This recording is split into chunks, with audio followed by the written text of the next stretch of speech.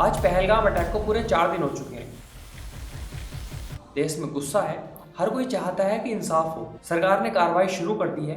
India में जितने भी पाकिस्तानी हैं सबको बाहर निकाला जा रहा है, चाहे वो आम लोग हों या वहाँ के एम्बेसडर्स हों। भारत ने इंडस वाटर ट्रीटी को भी कैंसिल कर दिया है। गवर्नमेंट शायद कुछ बहुत बड़ा प्लान कर रही है, वो क्या होगा वो तो टाइम ही बताएगा। पर मैं आपको 2 एंगल या ऐसे 2 पर्सपेक्टिव बताना चाहता हूं जो इस बीच बने हैं। जहां देश को एक होना चाहिए था वहां इंडिया 2 विचारों में बट गया है। तो चलिए जानते हैं पिछले 4 दिनों में हुआ क्या है। लेकिन उससे पहले मैं ये बात क्लियर करना चाहता हूं कि ये दोनों ही ओपिनियन मेरे नहीं है, बस मैं एक जरिया हूं इन्हें आप तक पहुंचाने का। क्या सही है क्या गलत है ये आपको तय करना है। जो भी ये कश्मीर में हुआ, सरेआम हिंदू कम्युनिटी के लोगों को मारा गया, उनसे पहले उनका नाम पूछा गया और हिंदू नाम बताने पर उनको मार दिया गया।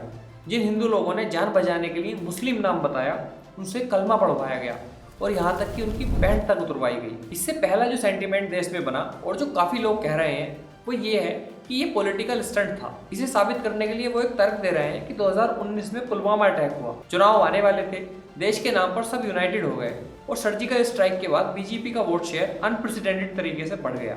सेम चीज यहाँ भी होती दिख रही है। जैसे ही ये खबर फैली लोग 2 गुटों में बट गए। जितना पोलराइजेशन शायद 2 सालों में होता वो एक झटके में हो गया। हिंदू एक तरफ और मुस्लिम एक तरफ। हिंदुओं को मुसलमानों से बचाने कौन आएगा? मोदी जी, क्योंकि मोदी जी से ही तो आतंकवादी डरते हैं। उनका नाम लेकर ही तो लोगों को मारा गया है कि बता देना अपने मोदी से।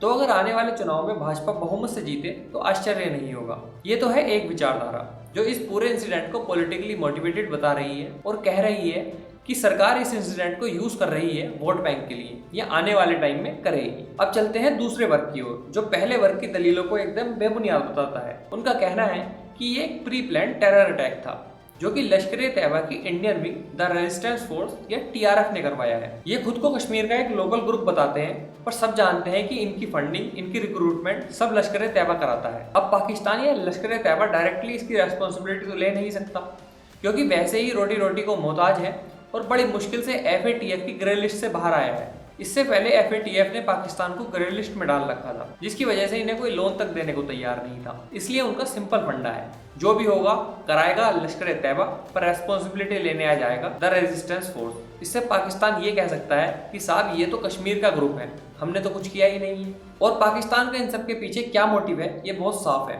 कुछ दिन पहले बलूचिस्तान लिबरेशन आर्मी ने एक ट्रेन हाईजैक की थी। मतलब पाकिस्तान का एक बहुत बड़ा हिस्सा बिल्कुल तैयार बैठा है अलग होने के लिए, और दूसरी तरफ कश्मीर में भी इनकी दाल गल नहीं पा रही है। 370 हटने के बाद जम्मू कश्मीर में टूरिज्म हर साल बढ़ रहा था। पिछले ही साल यानी 2023-24 में करीब 2.5 करोड़ टूरिस्ट यहाँ विजिट के लिए आए। कश्मीर धीरे धीरे डेवलप हो रहा था। पाकिस्तान और उसके आतंकी संगठन ये जानते थे कि अगर यहाँ के यूथ को काम मिला और वो खाने कमाने लगे तो उनके इशारे पर पत्थर कौन फेंकेगा, बंदूक कौन उठाएगा, और नतीजा हमारे सामने है। जब से हमला हुआ है तब से एक सेंटीमेंट लोगों के बीच बैठ गया है कि कश्मीर का मतलब है खतरा। लोग आएंगे नहीं, टूरिस्ट आएंगे नहीं तो रोजगार होगा नहीं।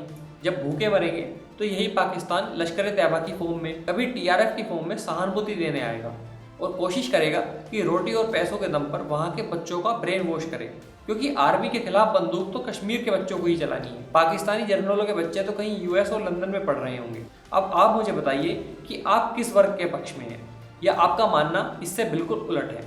जल्दी मिलेंगे एक नए मुद्दे के साथ, तब तक के लिए जय हिंद, जय भारत।